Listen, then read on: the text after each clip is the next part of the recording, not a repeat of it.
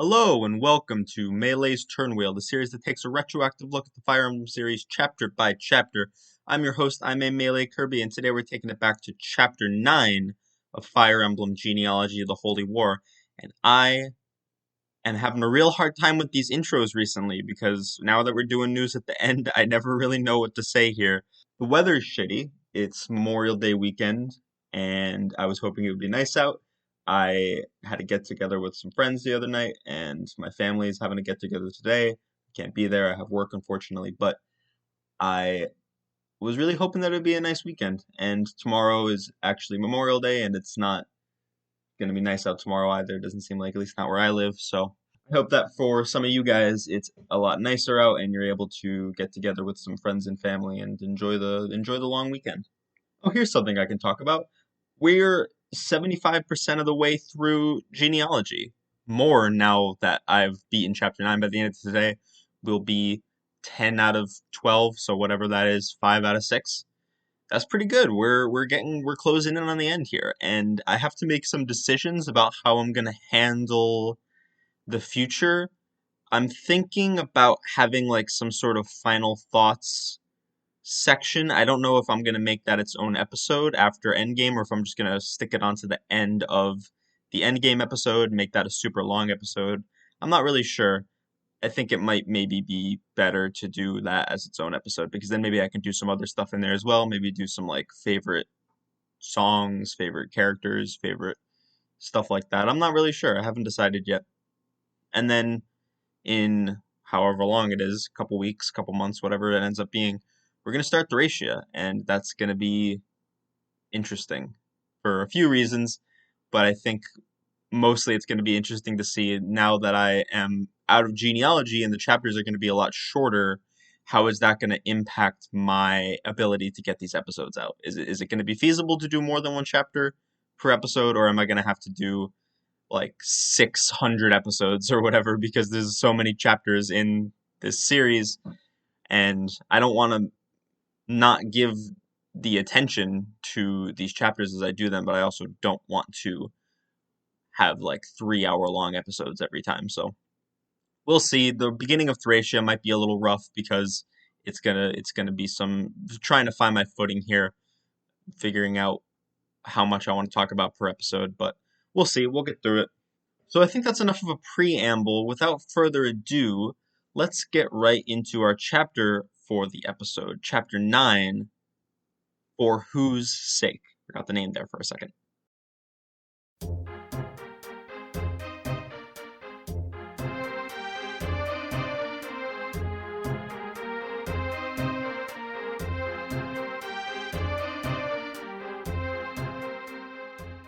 The chapter starts off with the opening text crawl. The narrator starts getting up on a soapbox a little bit, or her soapbox. I don't know the gender of the narrator, whatever.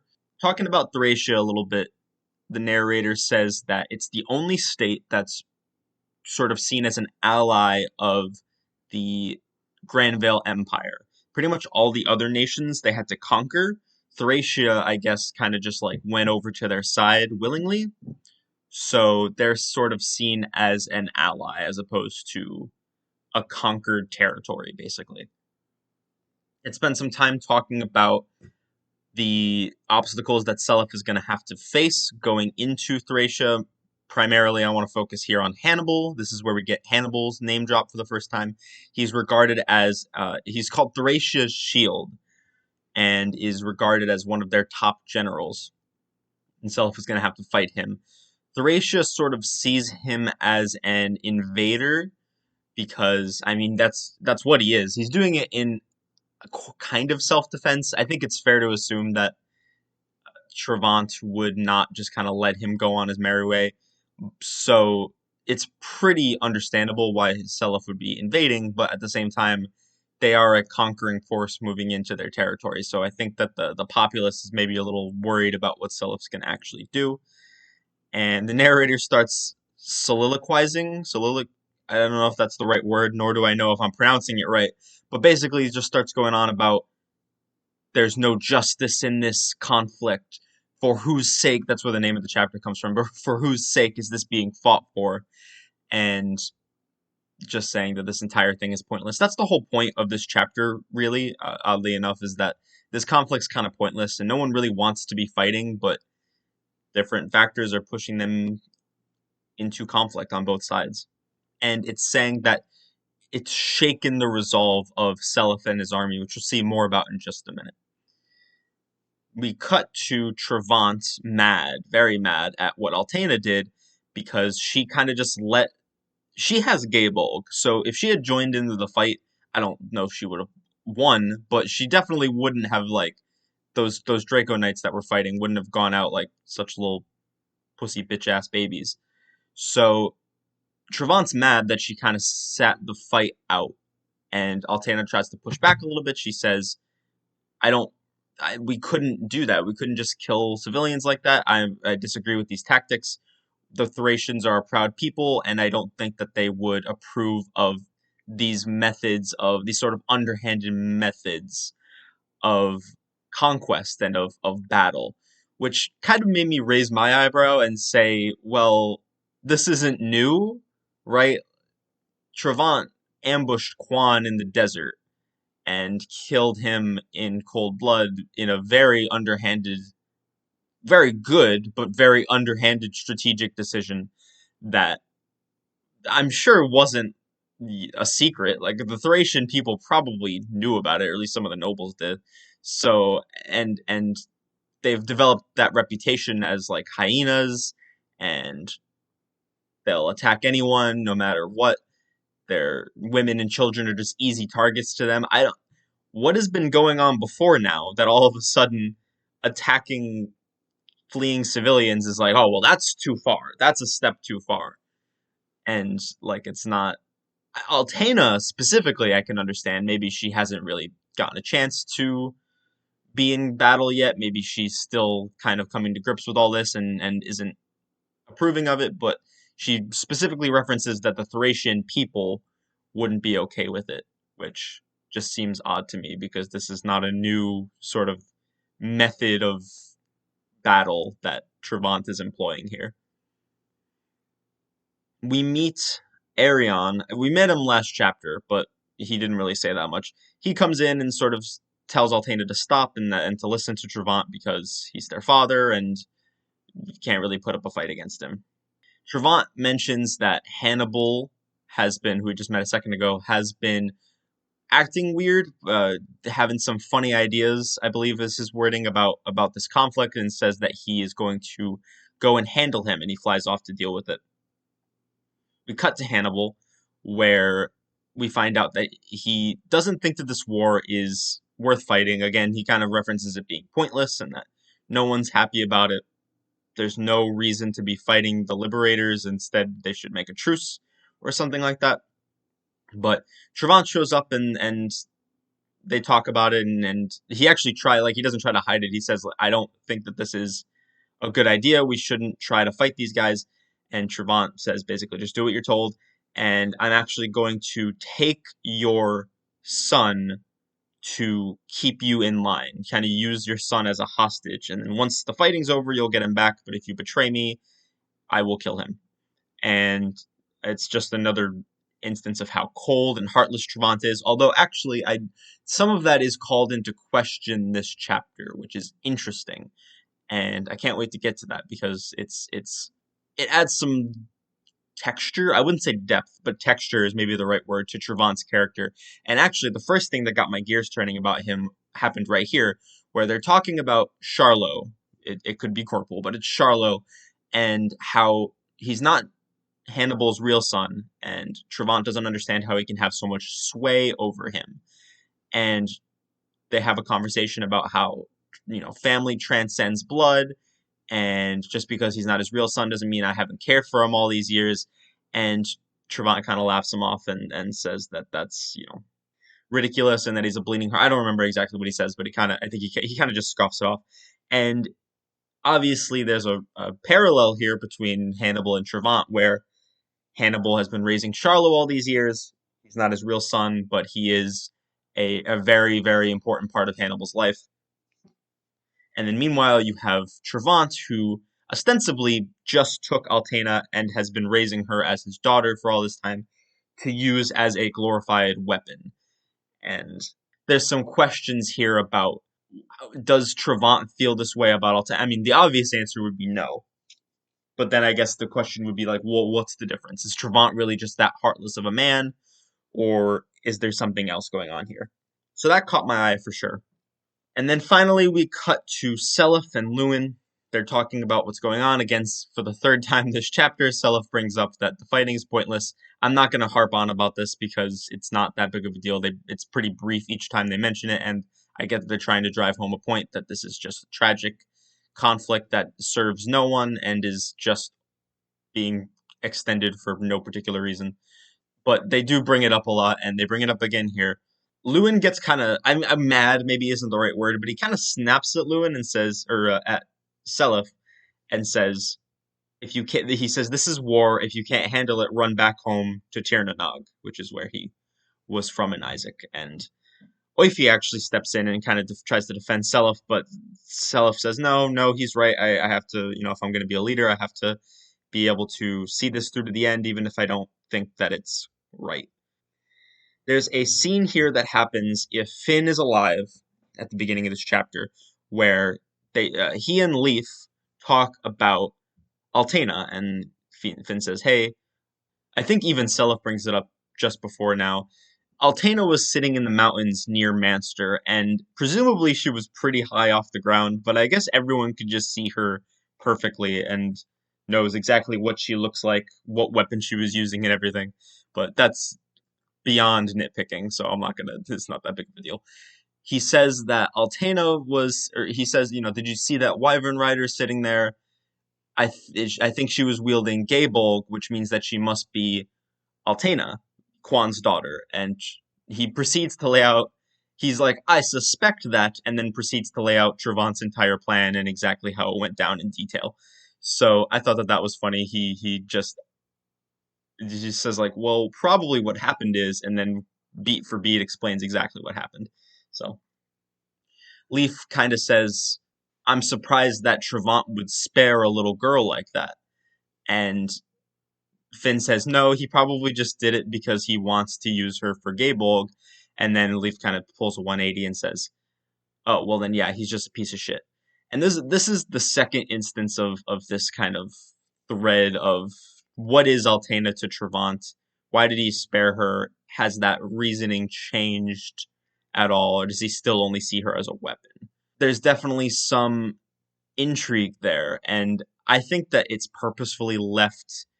I mean, not even vague. I think that it's pretty explicit. Yeah, Travant was a piece of shit. That's not even what I'm arguing. I'm arguing that there's enough room for interpretation on the front of, did he care about Altena, like as a person, not just as a tool of war?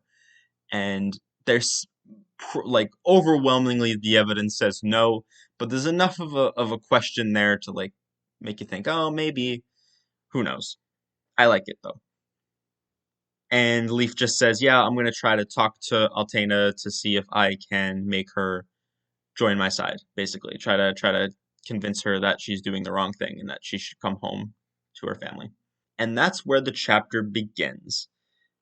I did some arenaing, got some characters. I don't think I got anyone up to promotion level, although a few characters were ready for promotion by the end of this chapter.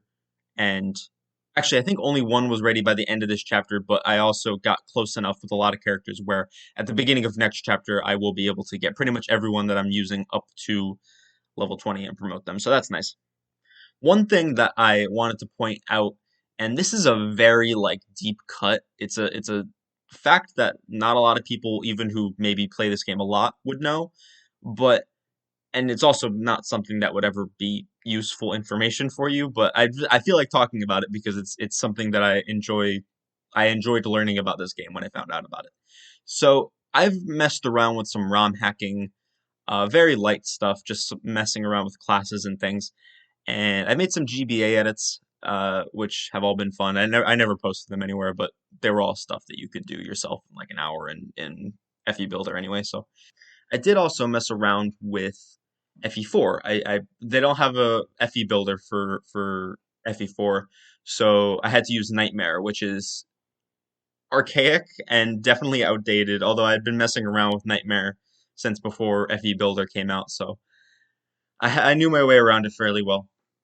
But anyway, I made an edit of this game where some of the holy weapons that aren't normally accessible became accessible. I give holy blood to some characters that wouldn't normally have it, stuff like that. And what I found out by doing that is that, and this makes sense if you think about it logically, because there are you don't have breakable weapons. So when you buy a weapon, you have that weapon forever unless you sell it to a pawn shop or, something like that. So there are a finite number of weapons in the game. You don't just keep getting an infinite supply of even basic stuff like iron swords and slim swords, steel swords. That's all finite. And I was able to use this to my advantage by changing around like some of the data in Nightmare to make it so that, stuff like the Brave Axe became the Hellswath or something like that. So Lex could get his hands on it or something. There was I think I had Azel join with Valflame, which would normally be a fire tome, and then in Gen 2 it didn't get passed on to his kid, but then I found out that it was in a shop somewhere, which means that Azel's fire tome ends up in a shop somewhere. Stuff like that. So they reuse and recycle some of these generic weapons, and they get put in shops if they don't get inherited down to your kids.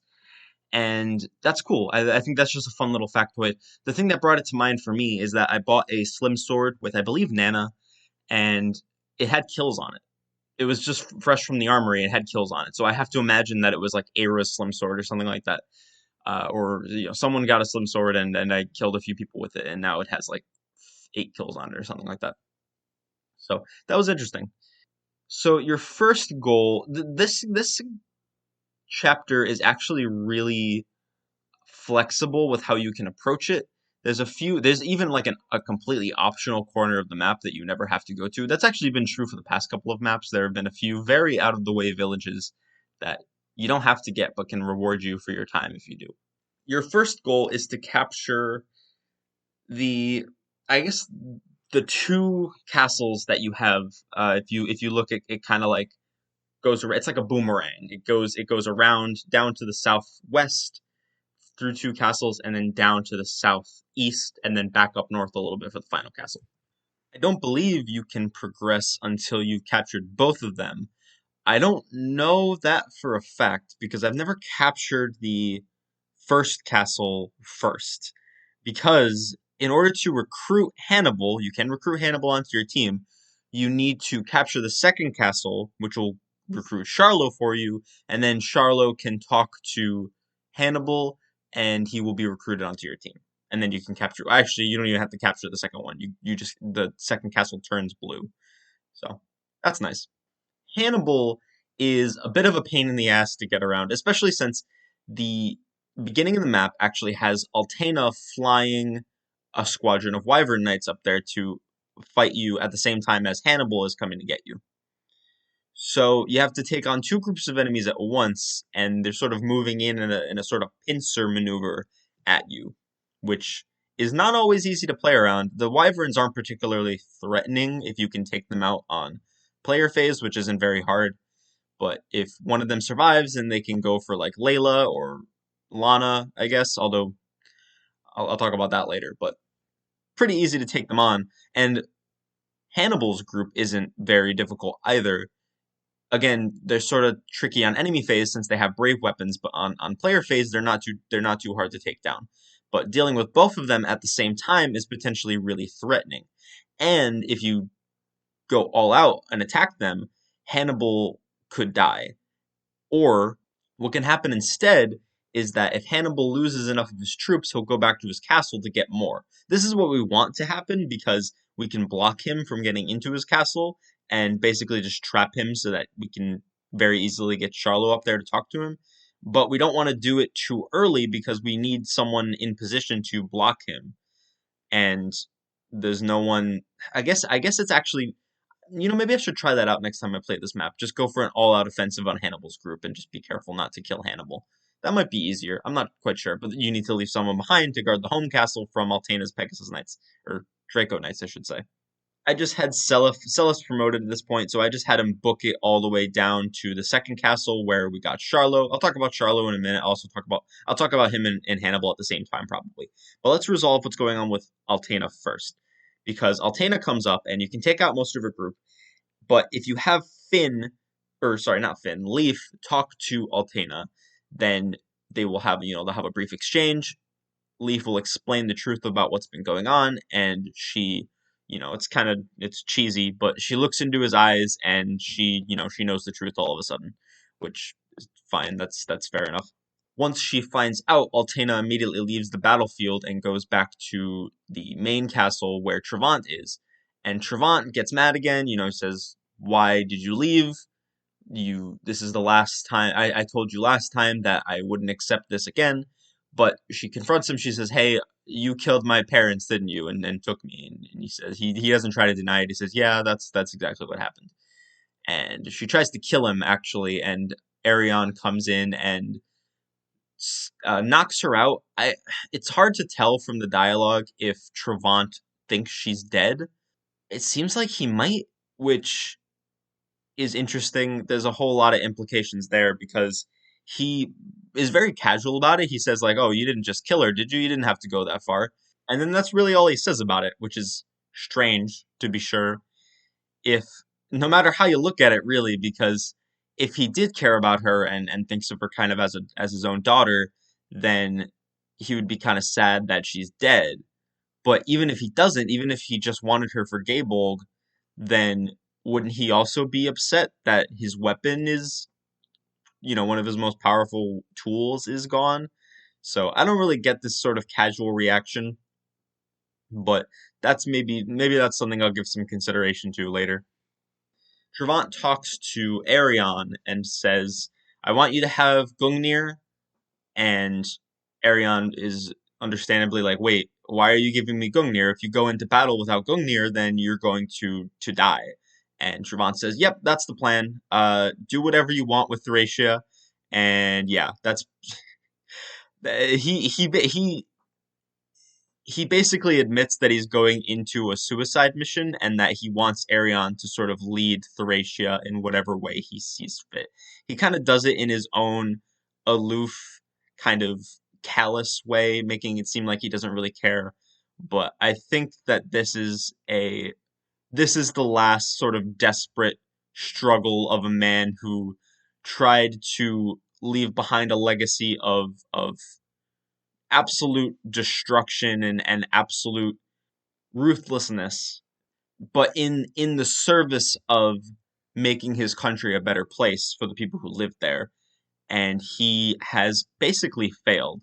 He didn't conquer Leinster. He I mean he did, but then they lost it immediately. And now because of his own miscalculations, Thracia is being conquered by an invading army.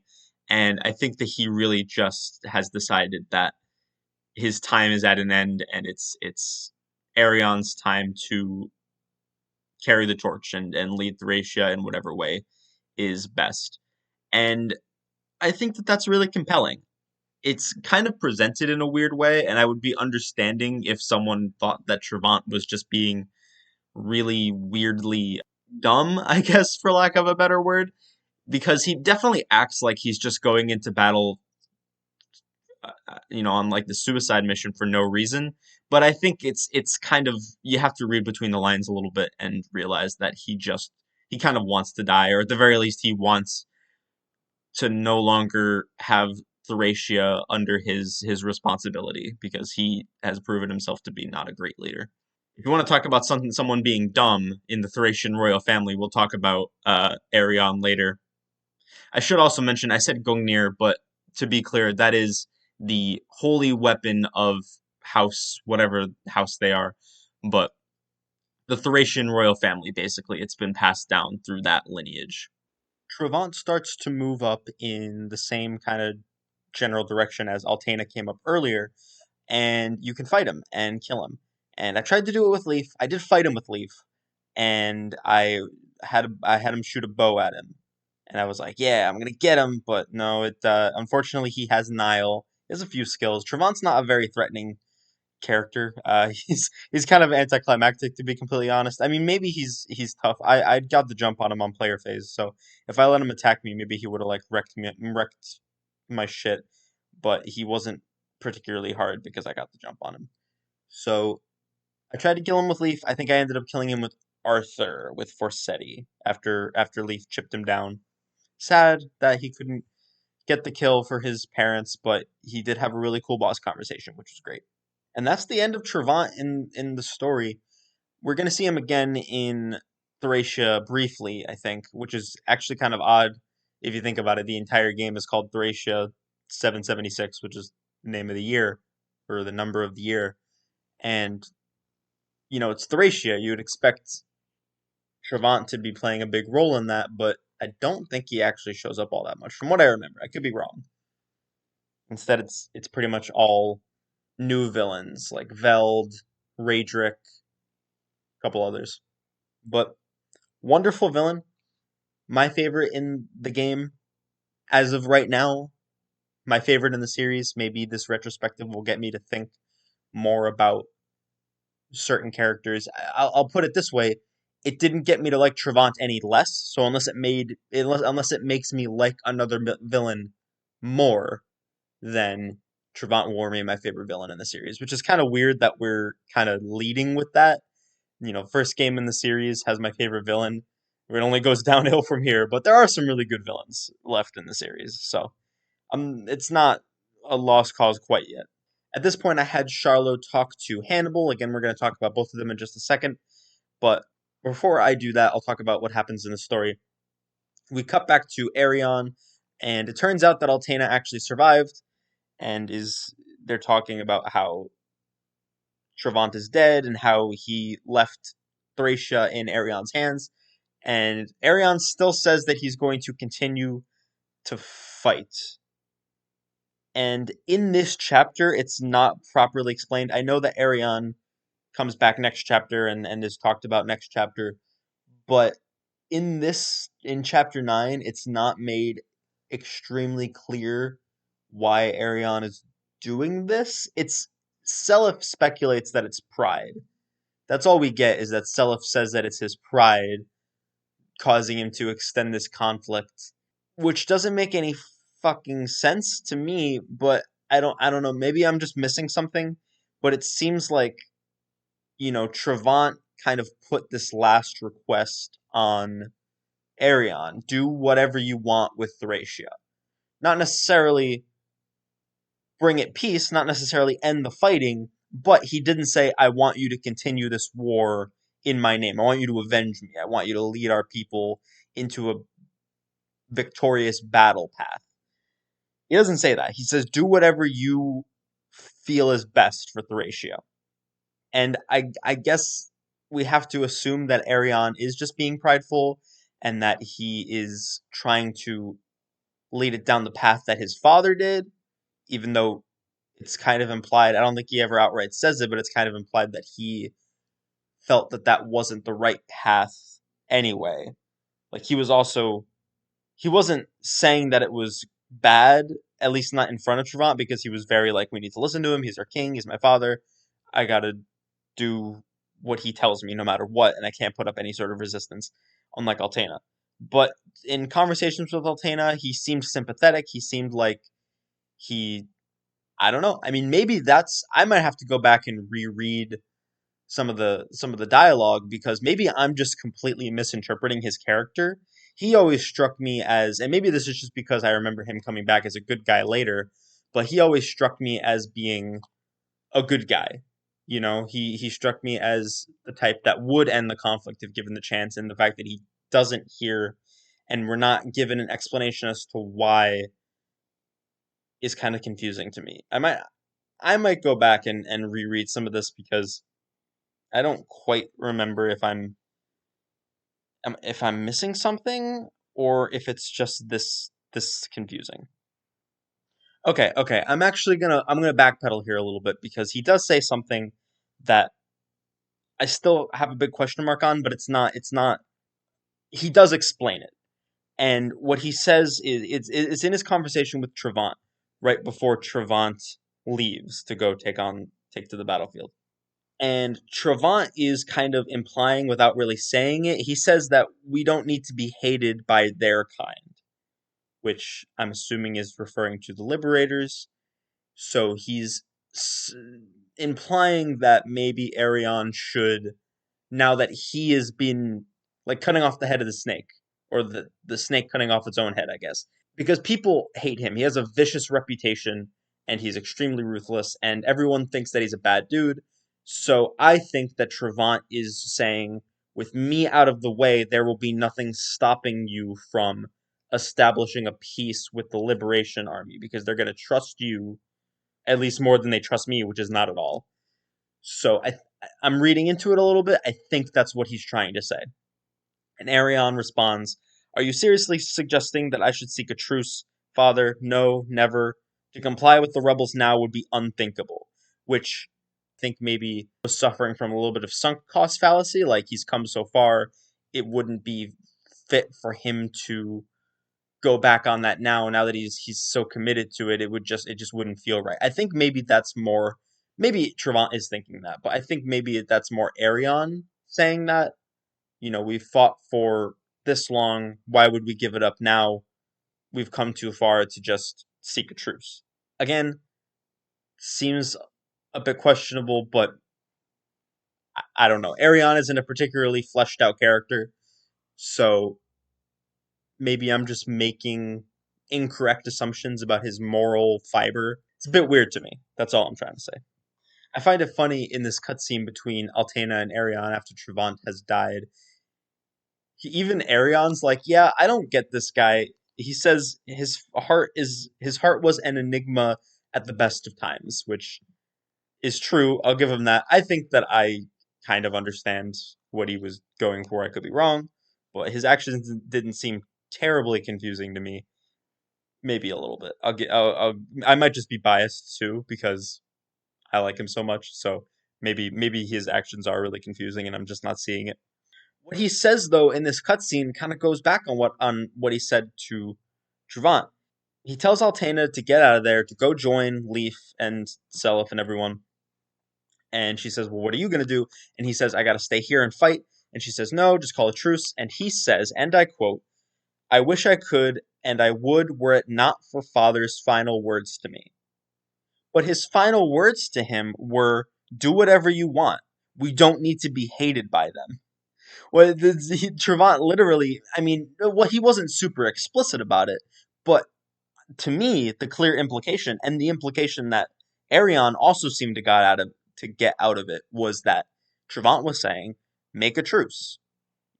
I'm hated by them. You are not. You have a chance to establish a relationship here." And then he left. So what the fuck is he talking about? I don't know. I really don't. As I said, Thracia is yours. Do as you see fit. All I ask is for you to find a way to liberate Thracia's people from their suffering. Farewell, Arion. So that one's a little bit more up to interpretation. That is literally the last block of text that he says to Arion before he leaves. So I guess Arion thinks that he's just basically being Travant though at that point, and I thought that the point was that he wasn't supposed to. I don't know. Again, I feel like maybe I'm getting hung up on my own preconceptions about Arion's character that aren't actually there, and I thought they were, but maybe they're not. His actions are just a little confusing to me. It's not Ares level of bad. It's not even anywhere close. He's not like he Arion is a fairly consistent character who acts maybe a little bit questionably, but he's not a mess. He's not contradicting himself constantly. I think that it's just a little bit hard to get the grips on where his head is at. I wish that he had talked a little bit more about why he's doing this. I'm spending a lot of time on this. I don't think it's I think it's kind of a big deal. Like I said, I don't think it's as bad as Ares, but I also think that Ares is so inconsequential to the plot. He's not an important character, so it's you can just kind of ignore his whole story and everything else still makes sense. This is the driving conflict for the latter half of this map, so I think it's a little bit more important to analyze it, but up to your interpretation, I think. I think that Arion My generous read of this is that Arion believes that Travant said to him, liberate Thracia from suffering, and he thinks that the best way to do that is to follow in Travant's footsteps and fight this clearly losing battle. I don't I don't quite get it, but maybe it makes sense. Maybe I'm just not understanding it properly. So now we have conquered the top half of the map, essentially. There's still Grutia, I believe, which is in the southern part, and then the main Thracia capital castle. So before we move on, let's talk quickly about Corpool and Hannibal, or Charlo and Hannibal.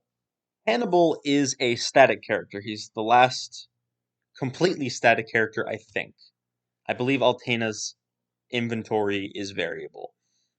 Hannibal is a completely static character. Nothing about his stats, his growth, his inventory will ever change. He is basically like if they took Arden and they gave him to you at the end, but they did all the training for you. Like it's like if Arden went and trained off screen and then came back in what chapter would this be? 4? No, 3. Chapter 3. And was all beefed up. Which is to say he's not very good. I should make like a jingle out of it at this point. Like, I'm not gonna sing because you guys don't want to hear that, but footlocked units are bad in Fire Emblem 4. What do you know? Couldn't have guessed that. Couldn't have seen that one coming. Who knew I was gonna say it? But Hannibal has it even worse off because he is even more footlocked. He's like extra footlocked. Footlocked plus, or I guess footlocked minus. He has less movement even than characters like Larcey and Ulster. Even unpromoted Larcey and Ulster, he has less move than. So promoted Larcey and Ulster who get +1 move on promotion, I think. Maybe I'm wrong about that actually. He's just completely outclassed. Now, his stats aren't that bad. He's not fast. He can't even, I mean, he doesn't have pursuit.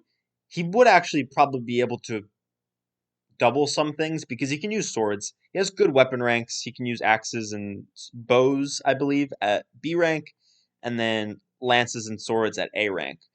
And he's got good strength. He's got good HP. Got good defense. Terrible everything else. Actually, his skill isn't half bad either.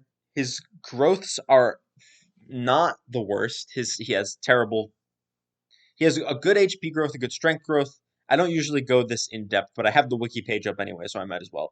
He has good HP, strength, and defense growths, and then terrible everything else. Great Shield. You actually get to use Great Shield. You would have been able to if you had promoted Arden too, but most people aren't going to do that. So the fact that you actually get someone with Great Shield to play around with is really fun. He's good at guarding castles. You can warp him around. There are plenty of opportunities to use that fact in this map. And also, I don't remember about Chapter 10, but in Endgame, there are plenty of times where your castles are attacked at various points, and you can have him plop down on one of them and just grab a javelin. He doesn't have one in his base inventory, but you can just grab one from the armory or something, and it'll take him a while, but it's not like you're in a hurry, so you can just let him fight him off, and he'll get her done. He's bad, but he's better at that. He has that niche, I guess, is a good way of putting it, and he's better at it than some other characters would be, especially when you think about the opportunity cost. What other characters would you want to defend your castle with that wouldn't be better off in the main action? Maybe Julia, but spoilers, we're not going to have Julia for that much longer, so that's not going to be much of a factor. Who else? Like maybe Ced. Ced's pretty good at it, or any footlocked magic unit, basically. I feel like if you're gonna use Larcey and Ulster or Shannon, then they'd be wasted on that, right? Or if you don't want to use them, then they're probably going to be underleveled, so you should just use Hannibal anyway. I don't know. And then also Hannibal can retaliate at range, unlike Shannon. So he's got that niche, and that's something, right? I want to I'll give him that. I won't take that away from him. I'm not going to say he's a good unit, but there's no reason to not use him, I guess, in this game where everyone can be deployed. Charlo is a footlocked healer. I've talked about how that's generally not that bad because range staffs exist. They're not as you don't need to have them on the front lines to get experience, and they can just be good supports from the back lines. He joins with the physics staff. He can get a berserk staff from an event in this chapter. Only him, not Corporal, Charlo only. And he has Paragon, and you can just buy him like a men's staff or something, or a heal staff, whatever you want to do. Recover, possibly. Recover's only B rank in this game. Pretty much, I think every staff except for Rescue and Valkyria are B rank. So he can use, he only has B rank staffs, but he can use pretty much every staff in the game. The only one that he wouldn't be able to use is Rescue, and it's not like he'd be great at using that anyway. I'm not saying he's a good unit. He's terrible. Again, footlocked, really late joining time, not any good weapons or stabs, I guess, in his inventory. But you can never have too many. Like, what's the worst that he's gonna do, right? He's gonna sit in the back, and you might need an extra healer every once in a while, and you can just have him heal someone. It's not that big of a deal. He can hit someone from a distance with physic. It might get you out of a pinch. It's something. It's better, arguably, than maybe some mediocre combat units, right? Like maybe better than some of the. I would say maybe this is a hot take. I would say that both Corporal and Charlo are better than Asalo. Honestly, maybe even Febale, because just being a footlocked archer is so goddamn terrible. I think I'd rather use whatever tiny amount of support utility I can get out of him than have Febale or Asalo trudge their way over to the enemy and start killing them like one per turn. I don't know. Probably gonna get some people who disagree with me on that. I'm not quite sure. People talk about his recruitment a lot. I actually didn't mind it. I think that if you have an unpromoted Seliph, which I did the first time I played this game, so that was a nightmare. But I think if you know the trick about getting him to run back to his castle for reinforcements and then just blocking him, I think that it's perfectly manageable. It's not hard at all, to be completely honest. I would say, and I did say this in that episode, and after thinking about it for a little while, I was like, I wonder if Hannibal is gonna change this. I had said that Jamp has the hardest recruitment in this game, and I still believe, now that I've recruited every character, because Altina is the last character that you get, I do still believe that Jamp is the hardest recruitment in this game because he will just kill you. There's like a very high chance that he will proc either a crit or adept or a cost or just kill you straight up because he's pretty strong. And he's not a good unit, but when he's an enemy, he's annoying to deal with. So I think that, and the terrain obviously is a big deal. You can't just walk up to him.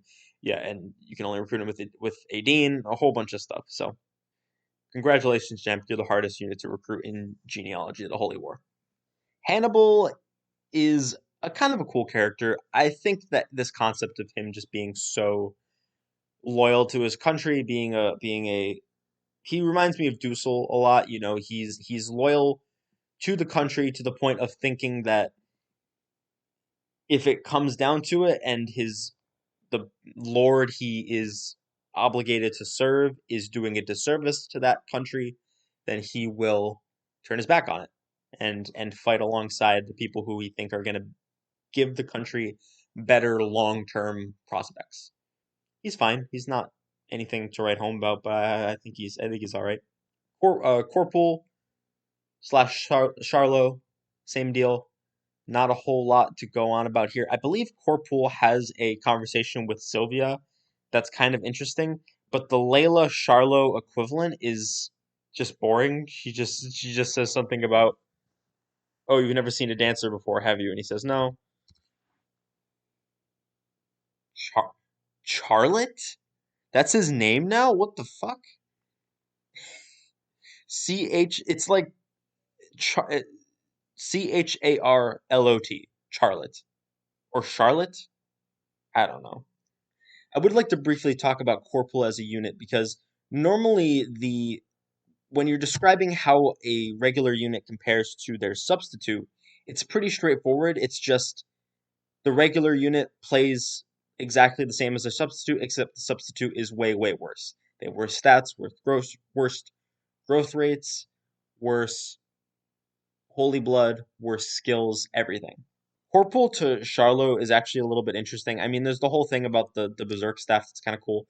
But I think more interestingly than that is that Corporal is a pretty good staff bot compared to what you're going to be using at that point, assuming you didn't train Leaf. I know that he's a good unit. I'm not saying he's a bad unit. There is a non-zero amount of people who are going to play genealogy. Not everyone plays genealogy more than once. So you got to think about you're playing genealogy, it's your first time through, you probably don't know a ton about it. You see Leaf and you think, "Wow, this guy sucks. I'm going to bench him." And they do it. And so realistically, and most people aren't going to pair Adine and Claude because that's not a very pushed pairing, nor is it one that is easy to get. Most people are going to get Midir or Azel or something like that. Jamk, maybe.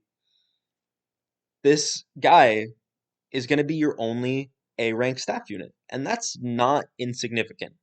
It's worth considering, and it's also worth considering that he's the only character in the game aside from Sed who can inherit Valkyria, which is cool. Being able to move on from losing a unit without having to reset and just knowing, okay, I'll be able to get them back later. That's some nice insurance. It's a nice safety net. One of the funniest things to do is to actually, and this isn't unreasonable by any stretch of the imagination. It's not like no one's ever going to do this. Sylvia and Lewin is one of the pairings that the game kind of pushes a little bit too. They have a lot of love point conversations. It's very easy to make them fall in love by accident. And if you do this, Corporal will have Forsetti, and he cannot use it at base.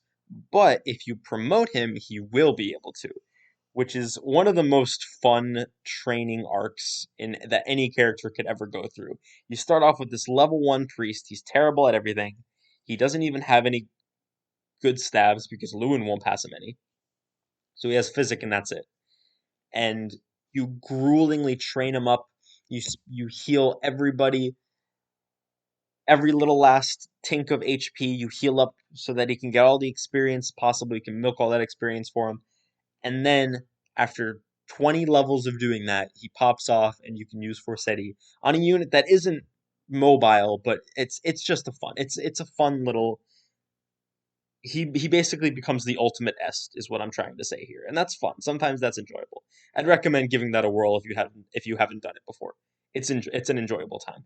And other than that, he plays extremely linearly. He will always have a rank stabs because Sylvia will always be his mom, and Sylvia has minor Bragi blood, so he will always have a rank in stabs. But getting him Forsetti or getting him Valkyria can make him I wouldn't say a good unit, but I would say definitely gives him some interesting utility and makes him a fun gameplay unit, in my opinion. One of the more fun gameplay units in Gen 2, for sure. Speaking of promoting a priest, I actually promoted Lana this chapter, which you don't think about it because it sneaks up on you. They're not fighting, but healers in this game get a good amount of experience, especially if they're like Lana, because Nana also has stabs, but she's really only using mend. I think maybe she has the return staff or something. I don't know. But Lana has warp, physic, fortify, rescue, all these return. I think actually Lana has return. So she's getting a lot of experience. Fortify gives her almost a full level, if not a full level. Physic gives her quite a bit. Warp gives her quite a bit. So it's not unreasonable to get her to a pretty high level. And then because I made Claude her dad, she has like crazy high stats. So she's clearing out the arena. She is soloing entire groups of enemies when she gets to them because she is footlocked. I'm not saying she's a good combat unit or anything. I'm just saying it's fun to have a character who you're not really particularly trying to train up, and then suddenly you're like, oh, they're level 20. I guess I'll promote them, and then they're just a combat god, barring the fact that they can't get to the enemies. But you know what I mean. At this point, some Granville reinforcements come from the top left. There's also some villages up there. None of them say anything like super notable. One of them gives you a barrier ring, which I don't think is particularly significant. It's good money, I guess. I gave it to Patty, or sorry, Daisy, so she can sell it, I suppose. Some Granville mercenaries come, or some Granville reinforcements come from the top left of the map. Your next goal is the bottom right of the map, or the bottom center, I suppose. and I split my army up. You don't have to. It's easier if you don't, but I had Seliph, Leaf, Oifi, and Finn and Altena run. Well, I recruited Altena. I'll talk about Altena in a minute. Run down, and I had the Granville reinforcements handled by everyone else. And that was fun because the Granville reinforcements are pretty tough. They're a big group, and they all use different weapon types. So it's not like one guy is just going to solo all of them. There are a lot of Axe Knight units that can just be soloed by Ulster or Larce or Ares or someone like that. But there's axes, there's lances, there's swords, and then the boss has a really powerful magic tome. So no one could withstand a full onslaught of these guys. So I had to really play defensively. I had to wait for them to come to me and just try to destroy them all on player phase, which was tricky. Meanwhile, Seliph and all of them are just destroying everything down south. And it was when you have two objectives, it can sometimes be fun to split your army up. And yes, it is possible to optimize the fun out of a map. That's always going to be possible in Fire Emblem. But when they give you the option and make it reasonable for you to do so, I think that that's also something to be aware of and to feel positively about. Seliph recruits Altena by talking to her, not Leaf, oddly enough, only Altena, or only Seliph, I should say. And they have a brief conversation. Altena says, "Yeah, Leaf told me everything." Seliph's like, "Welcome to the team." They briefly reflect on the type of person Travant was, and Seliph says, "Man, I can't believe that that guy only ever used you as a tool. He only ever brought you into his family, made you his daughter because he wanted to use you as a weapon." And she says, "Yeah, that definitely seems like the case, but it did feel like a lot of the time that he cared for me as his own daughter." So that again kind of puts some hints that maybe Travant isn't as bad of a guy as he initially seems. I don't know. Even from beyond the grave, Travant is a great villain. That's all I'm trying to say. Then Altena joins your group, and she is fine. She's a flyer. She does good damage. She isn't spectacular. Just like with Aaron and with Fee, she can't utilize the movement bonus of being on roads, but she can sort of make up for that by being able to fly around mountains and forests and generally be more versatile in where she can go compared to your other units. So I think it works out. Not the best unit in the game. I mean, if we're factoring in availability, she's one of the worst, that's for sure. But just as a matter of should you put effort into using her now that she has joined you, I think you don't have to. Like, you won't really be missing out on all that much if you don't, but you could do a lot worse, that's for sure. You could train Hannibal, or you could train Charlo or Purple, and you'd be doing a lot worse. That's for sure. This, incidentally, is where Charlo can get his Berserk staff. It is also worth noting, I'm going to go ahead and make a few asides because there's some stuff throughout this chapter that I kind of missed and would like to touch on briefly. If you kill Hannibal before conquering the castle where you would normally get Corporal or Charlo, they are not recruited. You won't be able to get them, which I think was odd. I didn't actually know that, but today I learned. So, for some fun little conversations, I'll go over all of the conversations and events that I think are worth talking about here. There's a village that, if you visit it with Hermina, or Jian, these are substitute characters, I believe, for Fee and Nana, respectively. Let me just double check. Yeah, Fee and Nana, respectively. They will be, maybe accosted is the wrong word, but a guy will come up and start flirting with them, and it is a person posing as Shannon, which is significant because in the next game there's a character named Shanam with an M that poses as Shannon, and for the exact same reason because he wants to get popular with the ladies, and it's working. Shanam is genuinely one of the funniest characters in Thracia, maybe the whole series, and I love him, and I can't wait to get to him. And I think that I don't know if it was intended. Where would Shannon be in this? This would be after the events of Thracia, so he would have ended up in. I mean, he'd be in the right time and place, right? So that's not completely unreasonable. That would be Shannon. That's just funny to me. And then, of course, Shanam himself is based on what's his name? Samuel, I think is his name now. A guy who poses as Nevere in FE3 Book 2 and FE12. One little Easter egg. They get some kind of shield. I think it gives them a defense boost. If Hawk, who is said substitute, enters one of the castles, I believe it is the one where you recruit Charlo, then he gets a book that gives him +3 magic and +3 resistance, and then the village with Shanam gives either Femina or Jan +3 defense. Patty and Fevale have a conversation here where they reflect on just their life together. You know, they grew up as orphans. They didn't think that they had a mother at all, let alone that she was someone who was a noblewoman. And it's just a cute little interaction. Asalo and Daisy have a significantly different one because their mom isn't a noble, and they just talk about kind of the same thing. Asalo apparently has been hoarding money from arena winnings, so that's kind of funny.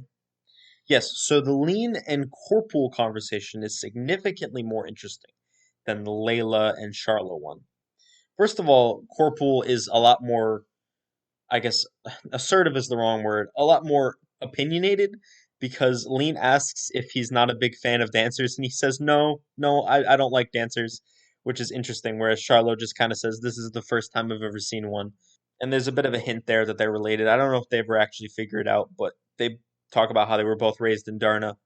And of course, there's some irony there of Corporal saying that he doesn't care for dancers and his mom was a dancer. So interesting to say the least. Julia and Seliph have a conversation which gives him +3 resistance, and it gives some foreshadowing about how she's about to disappear. She says that she feels, what does she say? Dread. She feels dread. I feel as if I'll be torn from you and we'll never see each other again, which of course is going to happen soon.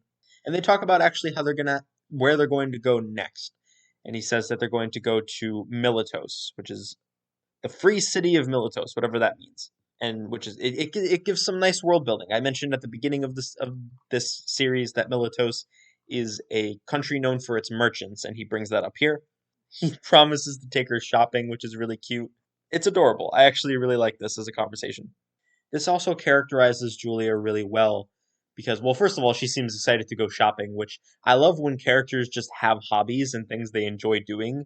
It characterizes them and gives them textures in ways you wouldn't necessarily think about. Finding out a character has a hobby or an interest is something that always gives me a little bit of joy whenever I talk about a character or look into a character, I should say. And then it's not earth shattering, but it does characterize Julia a little bit more outside of that because she says when the excuse for Seliph getting +3 resistance is that she casts a ward spell on him. And Seliph says, hey, that's gonna take a lot out of you, and she says, all I've done is take so far, and I wanna give something back to you for all you've done for me. And it's cute, it's nice. I like this conversation a lot. Probably my favorite one in the chapter, to be honest. Okay, I just read the Finn and Altena conversation, and I might have already be changing my mind because this conversation's so cute. He says to her that I apologize for not looking for you in all this time. I didn't think that you were alive, and not only were you alive, you were really close. I mean, they've been in Thracia a lot, especially, taking this in the context of next game. They've been in and out of Thracia all over the place. I think Altena shows up a couple times in the next game, Leaf's right there, and they don't know. They have no idea. So Finn's just feeling really emotional. He starts crying actually because he feels like a failure because he didn't go to look for her. And then they just have a cute bonding moment where, I mean, Altena was young when she was kidnapped, but she wasn't an infant. She was probably, I think, 3. So she has some memories vaguely from when she was that age, and she remembers that she used to be really fond of Finn and always seek his attention. And that's just really cute, when I'm just imagining 3-year-old Altena playing with Finn, and then that's just great. And then this conversation between Hannibal and Altena actually gives some context as to what Arion's doing. He says Hannibal speculates that Arion just wants to die a warrior's death rather than giving into a truce and seeing that as like a shame, a dishonor. So that makes sense. He really is just kind of doing the same thing that Travant did. He has some warrior's pride, and he wants to die an honor what he sees as an honorable death. So that makes sense. I think maybe I was being a little bit too. I was going on too much about the Arion thing. I think it wasn't as confusing as I was making it out to be, and this explanation actually answers a lot of the questions that I had originally.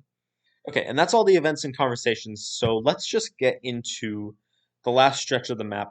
You capture the bottom castle. It's not hard. Some of those conversations only happen after you capture the bottom castle, but that's not a difficult thing to do at all. And then the next stage of the map starts, and this is actually maybe my favorite section of any map in this game so far. Possibly other than the first stretch of chapter 3, but I think this one might actually be better. So Arion says that they're taking to the battlefield, and he sends out 4 groups of wyverns. He sends one to your home castle, one to the castle where Hannibal came from, one to the castle where you recruited Charlo, and then he leads one towards the castle where Seliph just conquered, the bottom castle of Grutia, or Grutia. And this is really cool because, first of all, you're almost never asked to protect your castle late into the map. Any time that there's actually been a threat of enemies getting to your main castle, it's at the very beginning, and you can just clear out those enemies, and you won't have to worry about it anymore unless you fuck up real bad and someone slips by or something like that. So the fact that they're asking you to double back and you almost definitely didn't leave anyone there. I guess there's possibly some really underleveled units that you just haven't been using. I usually just use everyone even if they don't contribute very much because I don't mind taking the time to move everyone around. But there's probably going to be a couple units that you aren't using and you can probably have them guard the castle, but they're probably not going to be very strong. And if you didn't leave anyone behind, you're going to have to warp people back, return people, and it's a kind of a mad dash to like defend these castles that you didn't have to think about a minute ago, and you probably didn't think you were going to have to think about again.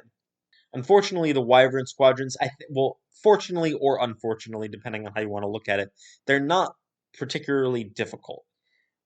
Pretty much all of my characters were able to solo most of them. Each squadron has like a commander with a brave lance that's kind of threatening, but once he's gone, except for the really weak characters like Daisy and Layla, there aren't any threatening prospects here. Most of them are just going to go down very quickly. Maybe some of your frail sword units, like Larse, won't survive, but probably you'll be fine. They all have javelins, which make them difficult to counterattack, but again, not a huge concern. The bottom squadron, on the other hand, is a completely different story. I don't know this for a fact, but just based on what I remember off the map, I would speculate that the group that Arion is with is just stronger in general. I remember them being kind of difficult to take down, but I could be incorrect about that. But what is an absolute nightmare is Arion himself. He is using Gungnir, and that gives him massive stat buffs, and he is a monster. I mean, the stat buffs aren't even like that high for a holy weapon, but his stats are just really good in general. And he has Adept, which he has, I believe, off the top of my head. I want to say he has about a 35% chance to proc it or a 30% chance. So it's not he's not an easy fight. That's for sure. Like I said, I had Seliph, Leaf, Altena, Oifi, and Finn. 5 of my best characters going up against him. Oifi at this point is kind of maybe still in the top half of characters, but kind of low on that in that top half. But everyone else there, like I probably just listed off half of my top 10 characters in the game so far. And they stood no chance. Seliph with his silver sword, his 100 kill silver sword, which has been a great way of dealing with every single enemy up to this point because it has 50 crit on it and he has like an 80% chance to crit with it every time. 40% chance to hit. Leaf with a bow, 60% chance to hit. Altena with Gabolg, 26% chance to hit without Selif's leadership stars. With Selif's leadership stars, I believe it was like 40 something. So still really bad. I ended up having to reset this and arena rig. Well, first of all, I tried to do a few things. I tried to just like run around him, which you can do. I wasn't sure how the terrain would work out if I would actually be able to get to it, but it is technically possible if you get a little lucky to just run around him and capture the final castle without beating Arion. That's kind of anticlimactic, but it might be your best option. I don't know. But what I ended up having to do is I chipped him down. First of all, I had to rig arena numbers until I got lucky enough with Leaf hitting him with the light brand. That was the most accurate option I had for dealing with him at that point because it had 80% chance to hit as opposed to like 40s and 50s that I was dealing with everywhere else. So I had to get lucky. He doubled because thankfully of all the things, Arion is not particularly fast. He still has a good enough chance to proc adept, but he only has like 15 attack speed, so it could be a lot worse, that's for sure. And he ended up hitting 3 times because of an adept proc, so just about the best I could hope for. He could technically proc it twice and attack 4 times. He could also only attack twice, and he was also not guaranteed to hit every attack. So I think that 3 hits is pretty much the mean for luck on that, probably a little bit higher. And then I just had to get lucky and connect with Altena, and then that was good enough. Kind of now that I'm thinking about it, kind of fitting that Altena and Leaf teamed up to get that kill.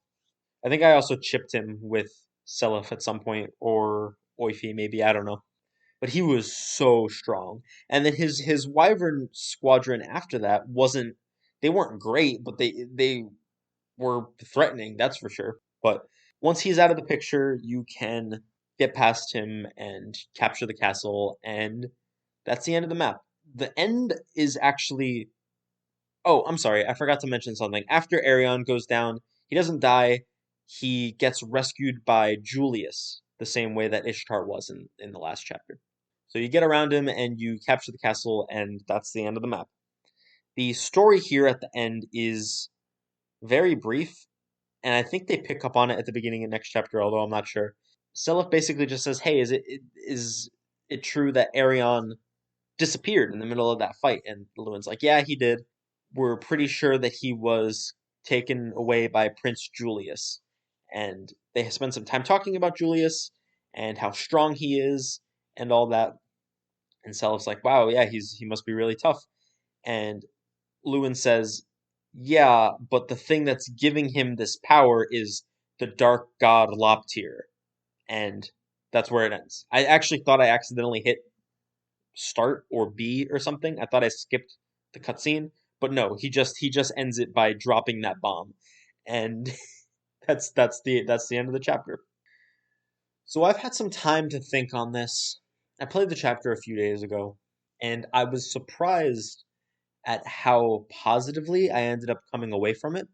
I had forgotten how much I enjoyed this map, and I'm wondering if maybe I didn't enjoy it when I played it last time. I played it a couple times at this point. This is, I think, maybe my third or fourth time playing through FE4. I've actually only beaten it once, but I've gotten to endgame, I believe, at least one other time for sure, and then maybe a third time as well. So this is probably my fourth time playing this map, and I always kind of just forget about it. I always kind of write it off.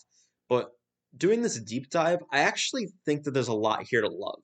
I think the beginning is really, really strong.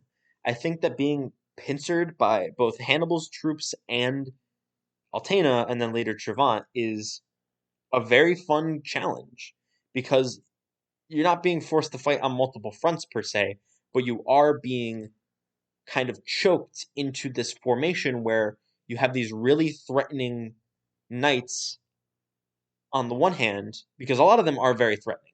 They're not very mobile, but if they get to you, they can hurt you quite a bit because they have brave weapons and stuff. And then you have to be careful not to kill too many of them before you're ready to block Hannibal from getting more of them. Not to mention, you don't want to kill Hannibal himself. And then on the other hand, you have these strong, not super strong, but very mobile and able to slip past your defenses Wyvern Knights who are close to your main castle. One of them actually ended up capturing my main castle at some point. So that's a genuinely pretty fun and challenging bit of gameplay there. Usually this starts to fall apart around the middle of the map, but I think that I guess the middle of the map isn't super well defined here, right? I guess the middle of the map is slightly boring because, well, the Hannibal recruitment is kind of what I would call the end of the beginning. It's where the beginning of the map ends and the middle of the map begins. The Hannibal recruitment is also pretty interesting. I think that if Seliph wasn't promoted, it would be kind of a nightmare. But I also think that it's challenging and rewarding, not in really a extrinsic way, because Charlo and Hannibal are not good units. So I think I mean it more in terms of it's fun to puzzle that out. Like, okay, how do I get Seliph all the way down here and get Charlo all the way back up? How do I hold them off for that long without killing Hannibal? I think if you know the trick to block Hannibal out from getting reinforcements, that also helps a lot too, because it means that it's more of a manageable, I think, task than trying to hold off wave after wave after wave of reinforcement. Especially considering that if there are any reinforcements left by the time Charlo gets to Hannibal, he will just die because I'm pretty sure that his Hannibal's men will go for Corporal. I could be wrong about that though. There is a boring section in the middle where you have to walk all your units down to the castle where you recruited Corporal slash Charlo. But then after that, the Granville reinforcements show up and you have to deal with them at the same time as taking the castle to the south. I think that if the castle to the south sent up units at the same time as the Granville forces were attacking from the north, that would be great. That would make this map even better, in my opinion. But as it stands, it's still pretty good because you're going to want to speed things up. You're not going to want to take 10 million years, and you're going to want to send a few units to go take the castle to the south, especially since it looks so easy.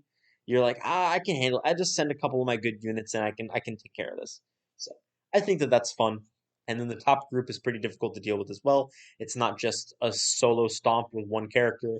You actually have to be conscious of who you're exposing to what enemies. I really think that this is a fantastic map. And I think that's an unpopular opinion. I don't think that this map is generally considered great. And I also think in general the Gen 2 maps are considered worse than the Gen 1 maps, which I cannot wrap my brain around, to be completely honest. I'm not saying the Gen 2 maps are all super interesting, but I am saying that the Gen 1 maps are generally just awful. I think that the obviously Spirit Force in Chapter 1, Chapter 2, the whole thing is a mess. Chapter 3 is good, but then Chapter 4 has the drawbridge bullshit, and Chapter 5 has that desert slog. And Chapter 7 has a desert slog too, but it's kind of made up for. And I'm not going to go through every map, but on the whole, I think that it's a lot better in Gen 2 than it is in Gen 1. I like Gen 2 maps better. I don't know why that's an unpopular opinion, to be completely honest. I mean, I think they just keep getting bigger and bigger and bigger, which I don't care for much either, to be honest. But I think that at least they're fun pretty consistently, even if there is a lot more walking than maybe I would like. It's still better than having to do the fucking Spirit Forest, I'll tell you that much. Anyway, I'm going off on a tangent. I think that this map is maybe the first in the game that's just fun. Beginning to end, it's really good. There's one boring section to speak of, and then there's one section that you kind of have to find the fun a little bit. You have to be willing to split your army up. You don't have to do that, and the game's not asking you to. And if you don't do that, I can see this middle section with the troops coming from the northwest as being kind of boring. And I'll accept that, right? If you want to use that against it. But the beginning section is really fun, the end section is really fun, and the middle I think is fun if you're willing to be a little bit adventurous and maybe play a little bit suboptimally. So chapter 3 on the other hand I think is really fun, but I think definitely has a very noticeable lag in quality around the middle. I think that the middle section with Eldegon is not good. It's good for story, but it's not good for gameplay. It's just two big armies clashing in the middle of the battlefield. You're not like actually incentivized or even given the option really to split up your army because I mean maybe one of your guys in your army is visiting villages, but you can't capture the castle until you get past Eldagon. I mean, technically you can, but I don't think you're going to be able to because the movement on those units is so high. But on the other hand, Chapter 3 has a better beginning and end than this one, or at least a better end. I don't know about beginning. I think the beginnings are about equal.